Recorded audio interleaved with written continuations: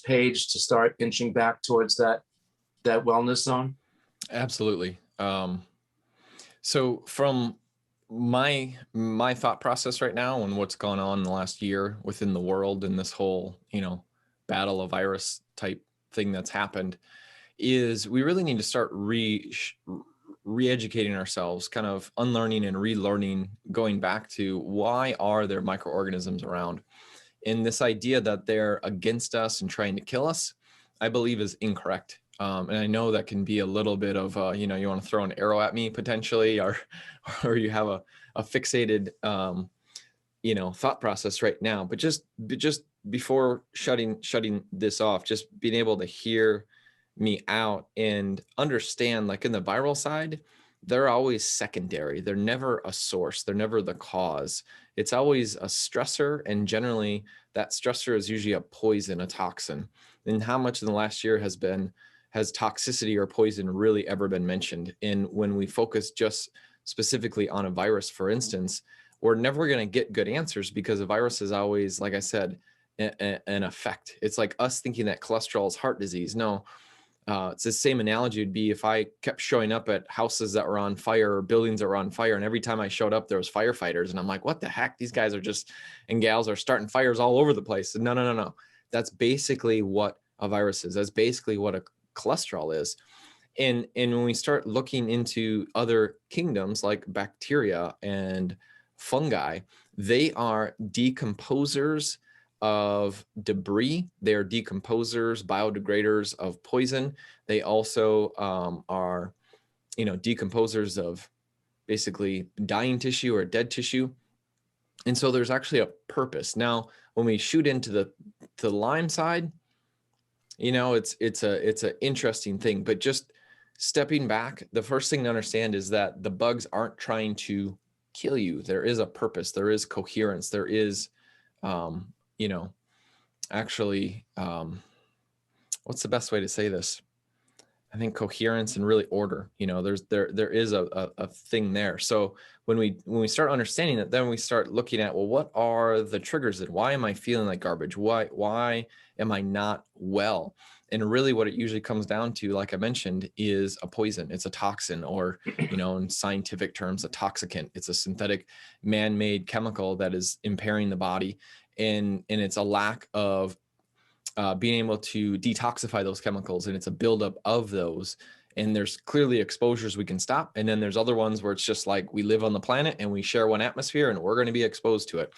And so if we start focusing more on what are the toxins we're surrounded by that we can limit those, and then really focus on lifting our body's ability to detoxify, which obviously, sauna fits, into that very well, along with other things like mitochondria and different things. But if we start having that frame of reference, then it's not all about killing the bug. It's not all about, we got to kill this bug. And Dr. J, how do I know when this Lyme disease is completely gone? It's like, is that even the purpose? Because when you have a healthy environment, a healthy terrain, the microbe means nothing. So it's about having the right environment, and the quality of life, the quality of health that we are going to have and are given is based on the quality of questions that we can ask. So if we ask, what is the product that's going to kill Epstein-Barr virus? It's like, well, it's a poor question, because that doesn't matter. Epstein-Barr virus, a virus or an exosome, is just a byproduct of a stressor. It's a byproduct of a poison. It's a byproduct of, fill the blank in. And so when we get down to the core, that is really one of the most critical areas. Now, somebody that's not doing well and bedridden, I'm always going to start almost in the same spot from a protocol standpoint. It's just the more symptoms that you're dealing with right now and the more fragile you are, the longer that initial period is going to be before you really start to, what we like to say hockey stick, where you start really feeling like you're making progress. And it's with drainage, and it's with mitochondria. So drainage, I like to use the term drainage versus detox. And just defining that, detox is I'm grabbing onto chemicals, I'm pulling them out of the body and clearing those, toxins or toxicants out. Drainage is just the normal pathways that our body moves things through. So for instance, in the sauna world, sweating, that's a drainage pathway. My wife never sweated, if you will, always just got beat red in the face until she started using an infrared sauna. Then it was like slow and low. That pathway started opening up. Pooping, going number 2, the colon movement is drainage, liver bile duct, the kidneys, lymphatic system, the brain draining into the lymph, the lymphatic into the lymph, right? These are all what we would term drainage. Now, how I figured this out was basically just jumping into protocols with people. Let's detox them. Let's kill some bugs, Lyme. Let's kill some parasites. And we start figuring out that there's an order.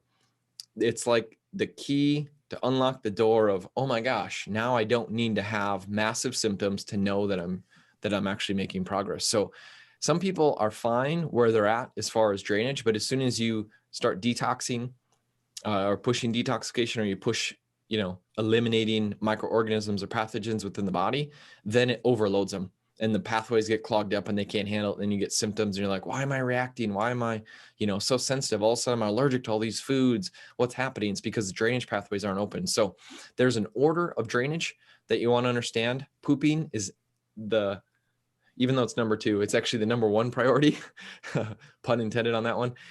Making sure that the bowels are moving at least, for those that are not feeling good, 2 to 3 times a day, and not watery stools, but make sure the bowels are moving, minimum 1 to 2. But honestly, when people aren't feeling well, I like to err on 2 to 3. And then open up that liver bile duct. When the liver bile ducts are backed up, then what's in literature in the last couple of years that's really come upon us is this blood bile barrier.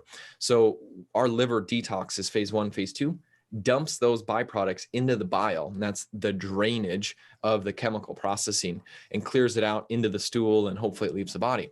When the bile ducts are plugged up or not moving properly, which can happen from glyphosate, it can happen from high estrogen levels, it can happen from high parasites, roundworms will climb up from the GI up into the bile duct, giardia, liver flukes, that's where you get the pain in the liver. Strongyloides is actually a really massive issue because it's got a full life cycle. And those are the people that usually work out and then they feel horrible the next couple of days because they usually live inside the muscle bellies too. But when the body goes to dump the toxins and the bile is backed up, then when it can't dump the byproducts there, it opens up these emergency hatches and pushes it into the blood system. When it goes into the blood, this is where reactions happen. This is what we now know in literature causes issues with the skin, rashes, itching, pruritus is what they call it in the literature, damages endothelial cells of lungs and kidneys. And so if we can just open up drainage at the start, that's one of the biggest keys. And then I always talk about a drainage funnel, that there's a priority and you want to, open the bottom up and work your way up on the funnel. But just understand the whole idea of this drainage funnel is that it's got a power switch. And the power switch is the mitochondria. If your mitochondria just don't have any support, any life in them, it doesn't matter what herbs you take to turn on the liver or turn on the colon, like the power switch isn't going to those cells. So you got to flip the power switch on along with then supporting the organs in the proper order. And that's really key, no matter how severe or, well you feel. I always start with that process, because when you start with that process, and if you feel not a lot of symptoms, it can be a short process, and then you just still support it through your journey. The more significant, sensitive, severe symptoms, the longer I usually stay in there, the slower, lower, and then, usually more support through the journey of, the next steps. Wow. Unreal. That's amazing. That's a whole thesis right there. I loved the way you focused on the shift of thinking, because I think the Western model is, that identify the enemy just like you're at war, and then go out and attack it. And I believe very strongly in just what you talked about, in a sense, the balance of the organisms inside of us, the symbiotic relationships, how they all live together in somewhat harmony. And really what happens when what we see is that it's the imbalance when you have a suppressed immune system for whatever reason, and then there's an overgrowth of one population or another, because we all have a little pneumonia, we all have a little Epstein-Barr, we all have a little cancer in us. This is just all part of a normal process. And so just focusing on the balance or rebalancing your internal environment is where I believe that most of where it should go. And I love starting with just opening up that detox pathway, those detox pathways that you identified. Also,